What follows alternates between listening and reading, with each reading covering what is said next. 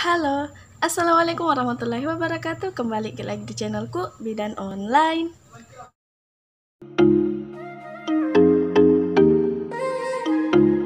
Hai moms, di video kali ini kita akan membahas tentang janin hilang. Hah, pernah dengar tentang janin hilang? Simak terus videonya. Untuk itu, untuk moms yang baru datang di channel ini, jangan lupa untuk klik tombol like, klik juga tombol subscribe, dan jangan juga lupa untuk aktifkan ikon notifikasi atau gambar lonceng, karena masih ada banyak hal yang akan saya bahas di video selanjutnya. Jadi jangan sampai ketinggalan moms. Terima kasih. Oke, nah mungkin semua moms sudah tahu, sudah dengar tentang ibu hamil yang tiba-tiba janinnya hilang.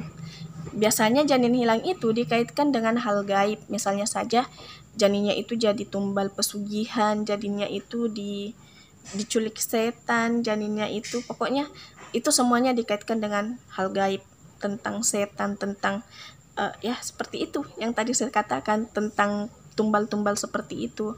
Nah, kalau mungkin dalam lingkungan masyarakat itu beranggapan tentang hal seperti itu karena banyak orang yang mempercayai hal itu. Tapi di dunia medis beda juga kan, antara medis dengan yang gaib itu berbeda. Nah, di sini saya akan menjelaskan dari sudut pandang medis itu. Dari sudut pandang medis, janin yang hilang itu kok bisa? Apa yang menjadi penyebabnya? Nah, di sini saya akan bahas. Jadi untuk moms yang penasaran, makanya nonton terus video ini sampai selesai. Oke? Jadi, tadi itu saya kan kumpul dengan ibu-ibu.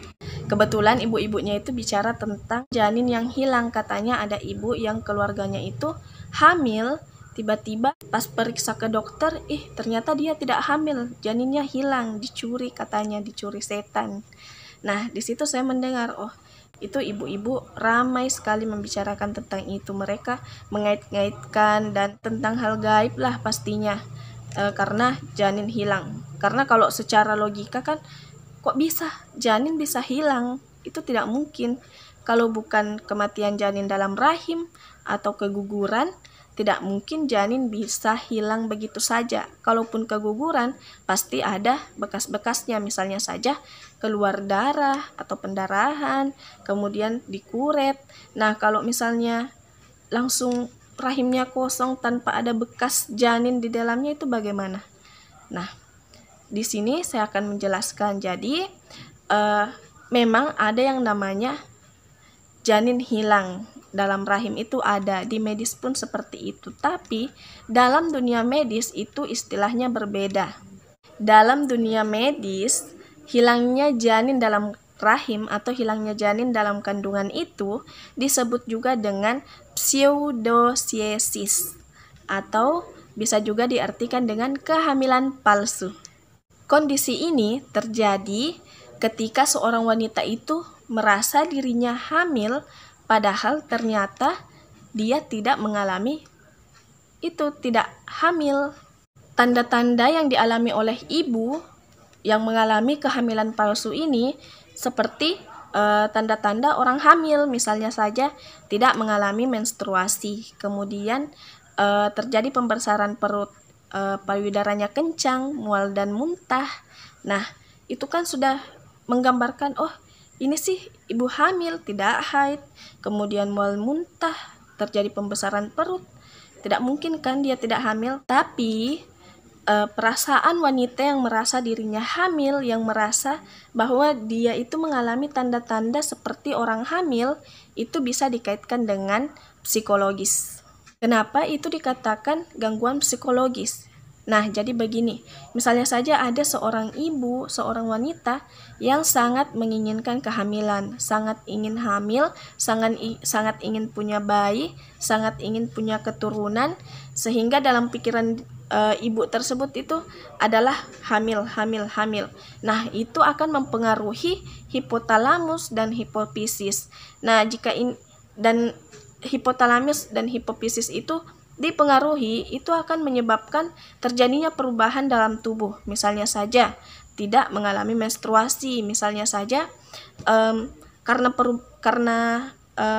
pikiran ibu tersebut fokus seperti itu, fokus ke pikiran seperti orang hamil. Jadi bisa dibilang ibu tersebut mengsugesti dirinya sebagai ibu hamil. Jadi misalnya pada saat pemeriksaan, karena sudah tadi mempengaruhi hipotalamus dan hipofisis, mengsugesti dirinya sebagai ibu hamil. Nah, ibu itu bisa saja pada saat pemeriksaan urin itu terjadi hasil positif. Kenapa bisa? Nanti saya jelaskan. Jadi bisa saja itu mempengaruhi sehingga hasil tes urinnya itu positif atau 2 garis. Bisa juga merangsang keluarnya ASI. Nah, itu juga bisa. Merangsang pembesaran perut. Kemudian pembesaran perutnya itu kenapa bisa terjadi? Kalau misalnya memang itu hanya sugesti, kenapa bisa ada bukti fisik seperti pembesaran perut? Padahal kan yang besar perutnya itu kan ibu hamil, tapi tidak selamanya ya yang besar perutnya ibu hamil, bisa saja itu disebabkan karena hal lain. Misalnya seperti apa? Nah, misalnya pembesaran perutnya itu disebabkan karena penumpukan lemak. Biasanya kalau misalnya perutnya sudah membesar, kemudian ibu yang mengalami kehamilan palsu ini, itu mereka akan mengatakan, tapi saya merasakan janin itu bergerak dalam perut saya. Jadi itu pasti hamil dong, karena ada pergerakan dalam perut. Nah, bisa saja itu adalah gas dalam perut yang moms merasa, oh ini bergerak, padahal itu bukan janin. Ibu yang mengalami hal seperti itu, kalau misalnya dari sudut pandang medis yang mengatakan bahwa ini adalah gangguan psikologis. Nah, apa obatnya? Jadi ibu dengan keadaan hamil palsu atau pseudociesis itu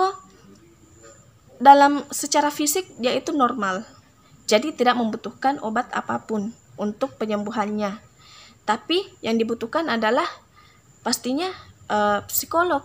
Pengobatannya itu hanya dengan dilakukannya konseling kepada psikoterapis agar masalah psikologisnya itu bisa diselesaikan. Jadi kalau misalnya ada yang bertanya, terus kenapa orang dengan kehamilan palsu itu juga bisa sama persis dengan ciri-cirinya itu sama persis dengan orang yang mengalami kehamilan yang asli? Kenapa seperti itu? Jadi kehamilan palsu atau orang yang mengalami hal tersebut memicu kelenjar dalam otak untuk menghasilkan hormon kehamilan. Kalau misalnya ada yang bertanya, terus kenapa pada saat tes kencing itu ada 2 garis atau menandakan positif? Itu disebabkan karena tes urin itu atau alat tes itu tidak semuanya akurat. Ada juga yang tidak akurat. Karena saya juga pernah mendapatkan pasien yang jelas-jelas dia menggunakan alat kontrasepsi suntik, pada saat tes urin itu positif. Jadi tidak semua alat tes urin itu bisa tidak semuanya itu efektif untuk menyatakan bahwa itu hamil, itu terjadi kehamilan. Jadi kalau misalnya ada ibu yang tes urin dan hasilnya positif, itu masih masuk ke dalam tanda tidak pasti kehamilan. Tanda pasti kehamilan adalah dilakukannya USG dan dilihat ada janin di dalamnya. Itu tanda pasti kehamilan. Jadi kalau untuk tes urin dengan seperti ini maksudnya 2 garis. Kalau misalnya tes kehamilan dengan alat tes urin itu masih belum pasti. Jadi tanda pasti kehamilan itu adalah dilakukannya pemeriksaan USG dan ternyata dilihat ada janin di dalam, itu tanda pasti kehamilan. Jadi kalau masih tes urin seperti itu masih ada, bisa saja iya, bisa tidak. Meskipun penelitian tentang masalah pseudociesis itu masih sangat sedikit, tapi apabila ada ibu yang mengalami pseudociesis akut, itu bisa saja merangsang hormon estrogen dan prolaktin, sehingga dia benar-benar menyerupai orang hamil karena terjadinya peningkatan hormon tersebut. Nah, jadi seperti itu tadi penjelasan tentang janin hilang dalam sudut pandang medis. Jadi kalau misalnya ada moms yang setuju, ya boleh, terima kasih. Tapi kalau ada yang menentang, ya jangan. Kalau misalnya ada yang mengatakan tidak, tapi itu tidak masuk akal kalau masalah psikologis. Janin hilang itu karena hal gaib, itu karena ini setan, karena ini. Nah, itu kembali lagi dari bagaimana moms menerima informasi ini. Kalau misalnya moms memang menerima informasi ini dengan baik, ya silahkan diterima. Kalau misalnya tidak menerima informasi dengan baik, ya saya tidak mengatakan bahwa anggapan moms tentang janin hilang itu karena hal gaib, itu saya tidak menyalahkan, saya tidak mengatakan itu salah. Di sini saya mengatakan, saya menjelaskan dari sudut pandang medis. Jadi informasi tentang janin hilang, itu masalah medisnya apa penyebabnya, di dunia medis itu seperti apa. Nah, ini penjelasan saya seperti ini. Jadi kalau ada yang mau mengaitkan dengan gaib dan ada juga yang percaya dengan medisnya, oke, silahkan. Jadi ini saya cuma menyampaikan. Oke moms, terima kasih banyak sudah menonton. Kalau misalnya moms merasa bahwa video ini bermanfaat, jangan lupa untuk klik tombol like dan share agar banyak orang yang mendapatkan manfaat dari video ini. Terima kasih. Kalau misalnya ada yang bertanya, bisa tuliskan di kolom komentar atau DM di Instagram atau Facebook. Terima kasih banyak. Wassalamualaikum warahmatullahi wabarakatuh.